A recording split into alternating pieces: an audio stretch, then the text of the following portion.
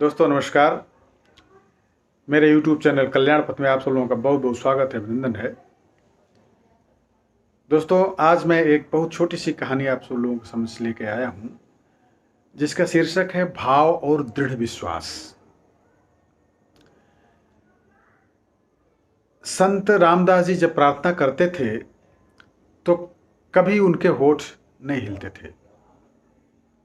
शिष्यों ने पूछा कि हम प्रार्थना करते हैं तो होठ हिलते हैं और आपके होठ नहीं हिलते, आप पत्थर की मूर्ति की तरह खड़े हो जाते हैं, आप कहते क्या हैं अंदर से?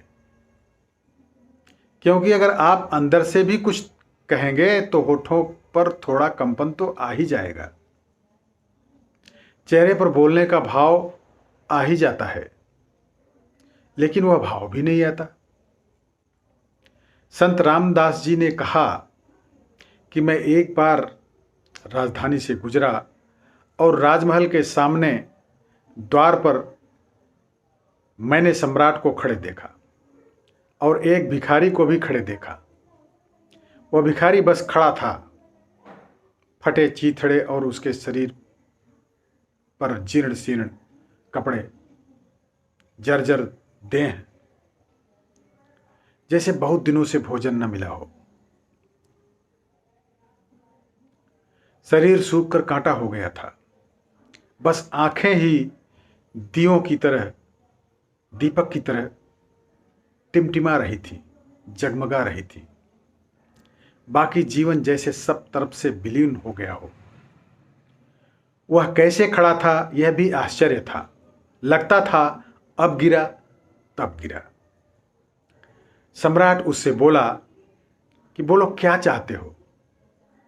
उस भिखारी ने कहा, अगर आपके द्वार पर खड़े होने से मेरी मांग का पता नहीं चलता तो कहने की कोई जरूरत नहीं।